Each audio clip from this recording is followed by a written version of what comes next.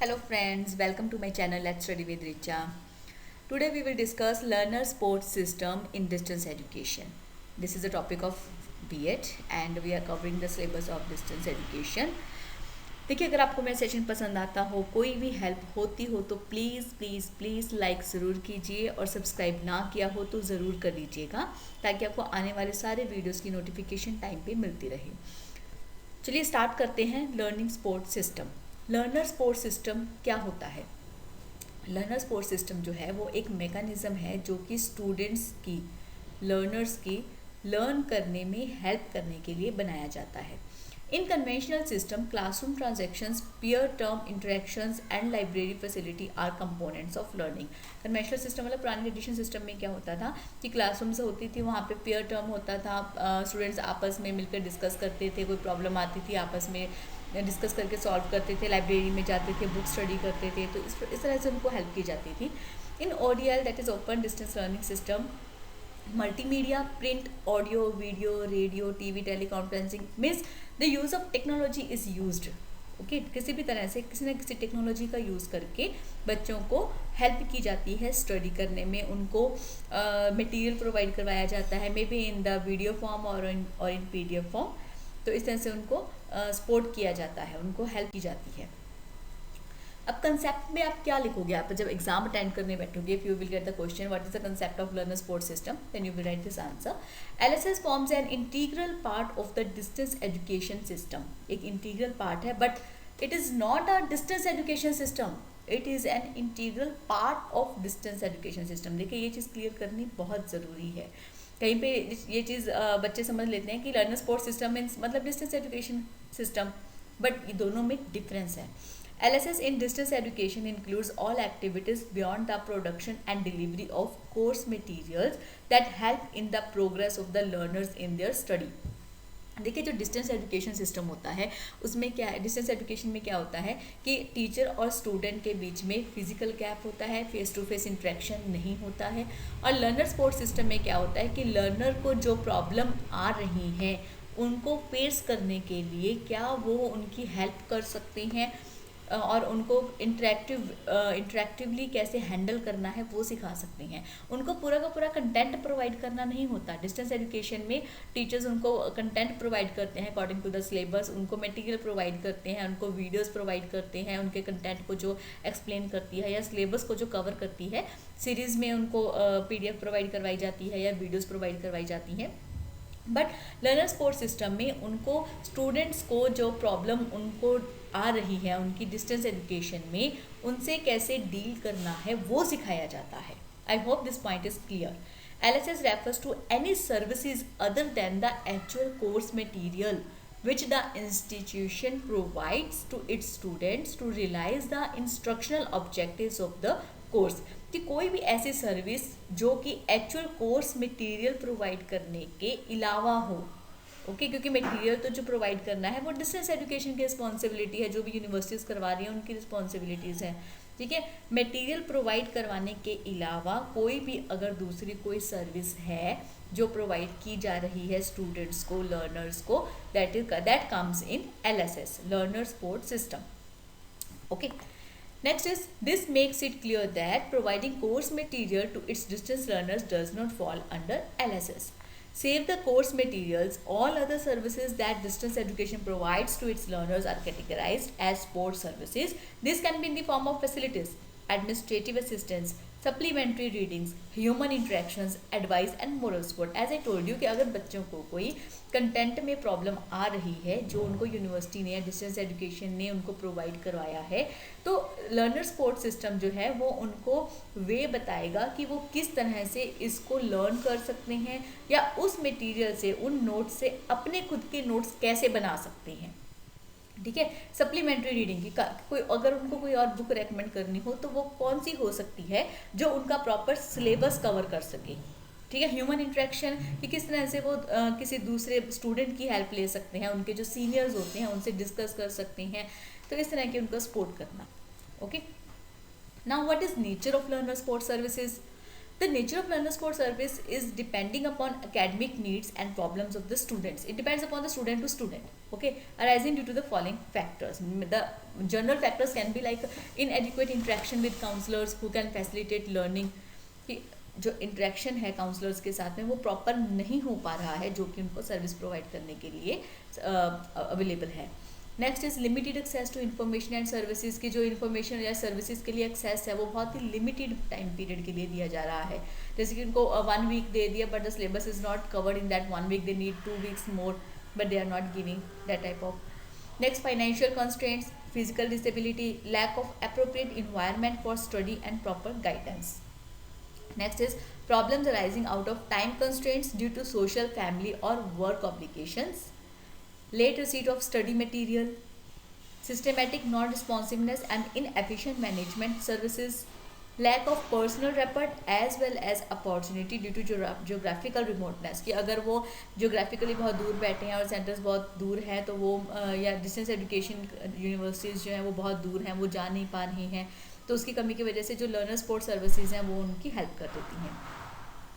Non familiarity with self study skills like E media, E resources, कि जो उन्होंने ई media provide किया है उसमें उनको इतनी प्रॉब्लम आ रही है कि वो खुद से उसको कर ही नहीं पा रहे हैं. Then they need any sport service to complete their notes, to make their notes, to understand the concept etcetera.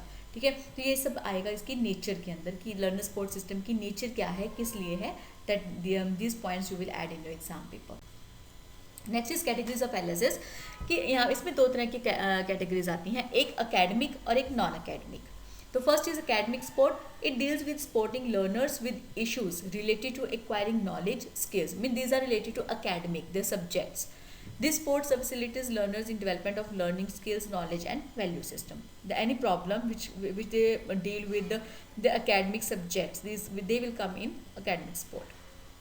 And non-academic sport, like it deals with effective and organizational aspects of learners study.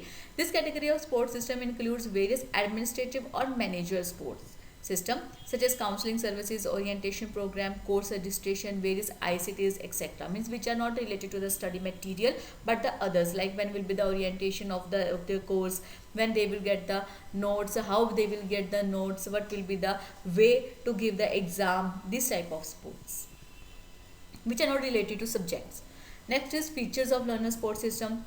Important features of learner support system in India according to Prasad 1996 are as the services are mostly delivered to the study centers. मतलब कि जैसे कि एक city में एक centre बना दिया, वो सेंटर जो है उनके आसपास सराउंडिंग एरियाज़ के जितने भी स्टूडेंट्स होंगे जो डिस्टेंस एजुकेशन से पढ़ रहे होंगे या अपनी स्टडी कंप्लीट कर रहे होंगे, वो अपने स्टडी के रिगार्डिंग, उनके कंटेंट के रिगार्डिंग या यूनिवर्सिटी से अगर उनको कुछ पूछना है हर टाइप की इंफॉर्मेशन के लिए, they will deal with the learner support systems and learner support systems staff will contact to the distance education system and then they will give the response.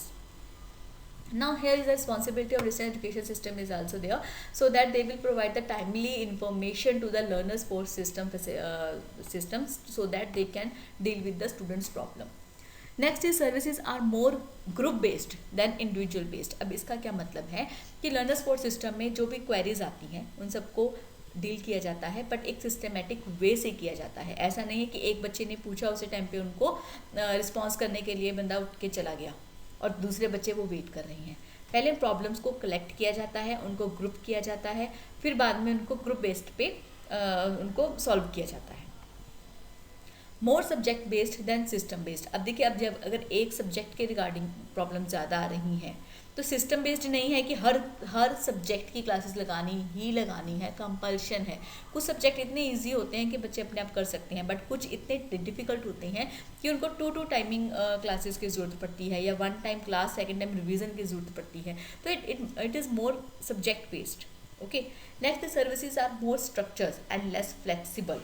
इसमें जो सर्विसेज होती हैं ना वो स्ट्रक्चर्ड वे में होती हैं कि पहले प्रॉब्लम्स को सुनना, उनको डिवाइड करना ग्रुप्स में, फिर उनको डील करना, मतलब फ्लेक्सिबिलिटी कम होती है. Okay, next is LSS are dependent on 5 main basic issues. First is dependence on course requirements. अब देखिए, जो BCA का स्टूडेंट होगा या कोई बैंकिंग का स्टूडेंट होगा जो बैंकिंग की प्रेपरेशन कर रहा है, अब वो BEd कॉलेजेस में तो नहीं जाएगा, राइट. BEd कॉलेज में वही जाएगा जिसको वो कोर्स करना होगा। तो उस कोर्स के रिगार्डिंग जितनी भी प्रॉब्लम्स होंगी उन सब को आउटलाइन किया जाएगा। उस क्या क्या प्रॉब्लम्स उनको फैसिलिटेटर्स होते हैं उनको आ सकती है, उनको सॉल्व करने के लिए क्या क्या रिक्वायरमेंट्स हैं उन सब को एनालाइज किया जाएगा। मतलब कोर्स की रिक्वायरमेंट्स पे डिपेंड करता है कि जो लर्नर सपोर्ट सिस्टम में सर्विसेज प्रोवाइड करवाई जाएंगी वो किस तरह से प्रोवाइड करवाई जाएंगी। Okay, it depends upon the course requirements. Next is availability of educational infrastructure, कि एजुकेशन इंफ्रास्ट्रक्चर किस तरह से अवेलेबल करवाया जाएगा, बच्चों को वहाँ पे बैठने के लिए फैसिलिटीज़ दी जाएंगी या नहीं, प्रैक्टिकल के लिए कंप्यूटर्स अवेलेबल होंगे या नहीं होंगे, तो it depends.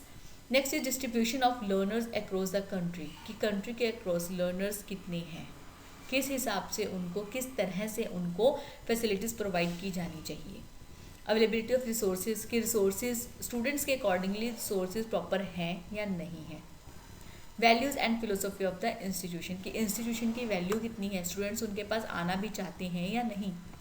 Okay, so next is need for learner support system, की ज़रूरत क्यों पड़ी लर्नर सपोर्ट सिस्टम की। The learner support system of any distance education institution varies from institution to institution. अब कई बार क्या होता है कि जो डिस्टेंस एजुकेशन इंस्टीट्यूशन होते हैं वो इतने ईजी लैंग्वेज यूज़ करते हैं कि किसी होने सपोर्ट की ज़रूरत ही नहीं पड़ती स्टूडेंट्स को, they can cover all syllabus themselves, but sometimes the language is very tough, right, they need support in every subject. So in general, the support system broadly address the following needs of the learners. First is information support, second is institutional support, the third is learning centers and fourth is feedback. अब हम इनको detail में पढ़ते हैं।